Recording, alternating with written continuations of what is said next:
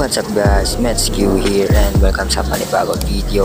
So ngayon mag-unbox tayo ng panibagong shoe from Xtep. At ito nga pala ang Xtep J-Lin Sanity V2. Ayan siya. So quick detailed look lang tayo sa shoe na to.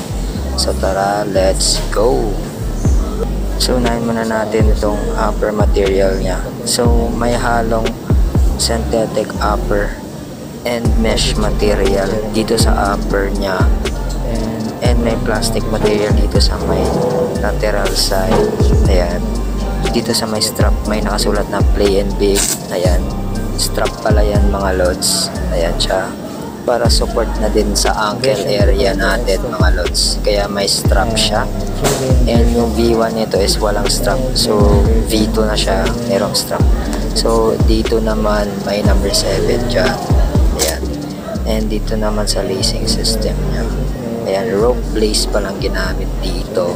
And dito naman sa may tongue area may J-Lin logo.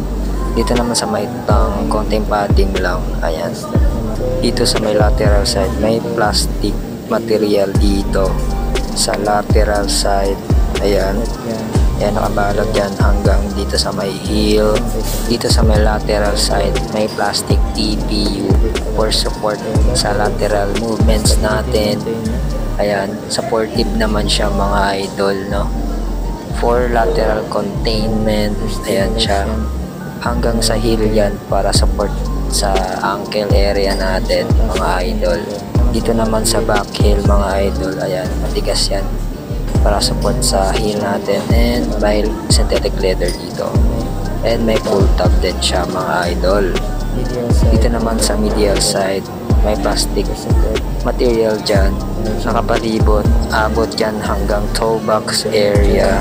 Ayan, and yung cushioning nya decent na din siya mga idol. Xtep Ace yung ginamit dito. Ayan, and may impact protection naman siya mga idol. Dito naman sa sock liner, ayan, may padding siya dito mga lods. Saktuan lang yung padding niya dito sa sock liner. Dito naman tayo sa traction. Ayan siya. Ayan, goods naman yung traction niya mga idol. So medyo ano lang yung traction niya, hindi siya masyadong matigas. Ayan, ayan siya, rubber compound niya. Hindi ko pa siya na-try outdoors, and natry ko na siya indoors. Solid naman. And may Xtep boom pads dito sa may forefoot. Ayan, itong part na to, decent na din yung cushioning niya sa budget shoe na to mga idol. May plastic TPU dito for extra support, and may logo na J-Lin. Ayan, dito sa may heel. Yung traction pattern niya parang Mamba logo. Dito sa may lateral side merong outrigger dyan para iwas na pilok, and sa lateral movements natin.